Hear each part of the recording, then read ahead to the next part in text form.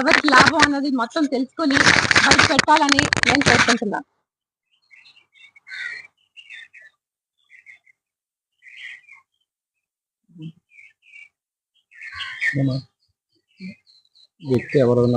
ఈ వ్యక్తి ఎవరన్నది ఎవరో తాగేసి చేసినంత మాత్రాన అది జనసేన చేసిందని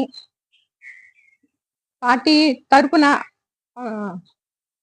పార్టీకి చెప్పడం అన్నది కరెక్ట్ కాదు.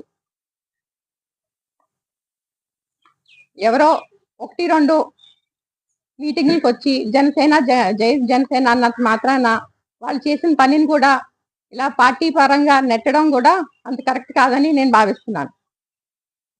నేను జనసేన పెద్దలతో కూడా మాట్లాడాను.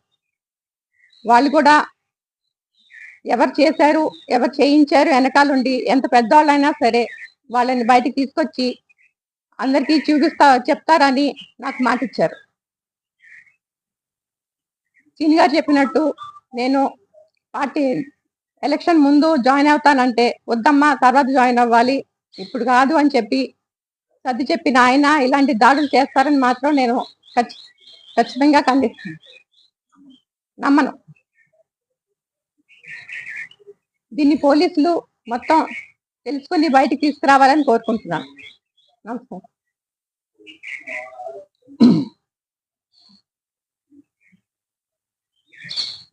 మీకు ఎవరి మీద అనుమానాలు ఉన్నాయా? నాన్నగారికి లేదండి, అతను వాళ్ళ వీడియో వచ్చింది, నేను చూశాను. తాగేసి చేసిన వాళ్ళే తప్ప ఎవరు కక్ష ఉండి చేసిన వాళ్ళు కాదని నేను అనుకుంటున్నాను. అలా చిల్లరగా తిరిగే వాళ్ళని అనుకుంటున్నాను. చాలా మంది అంటారండి. దీంట్లో సింపుల్ అన్న, ఇప్పుడు జనసేన పార్టీ సంబంధించి నిజంగా వ్యక్తి అయితే చేస్తే జనసేన పార్టీ పేరు చెప్పే అంత అవసరం ఉంటుంది.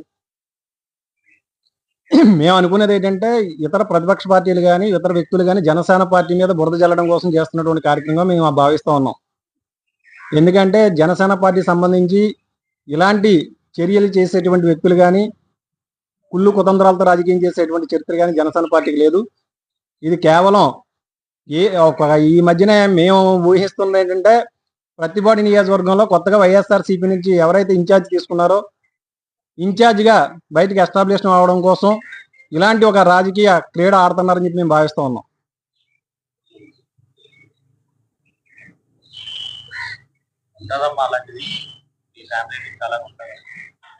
రాజకీయాల్లో ఏదైనా సాధన కదండి.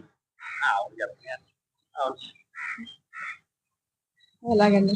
క్వశ్చన్ ఇచ్చారు కదండి, వాళ్ళే ఇలా చేసుకున్నారు ఎస్టాబ్లిష్ అవడానికి, అలా చేసి అవకాశం ఏం చెప్తామండి.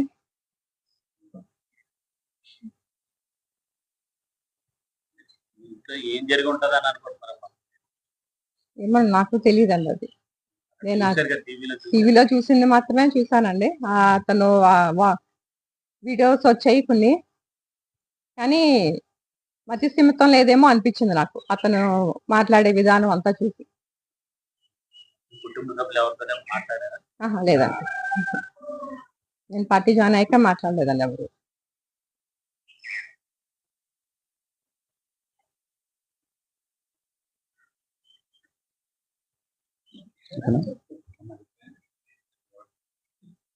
ఏమన్నా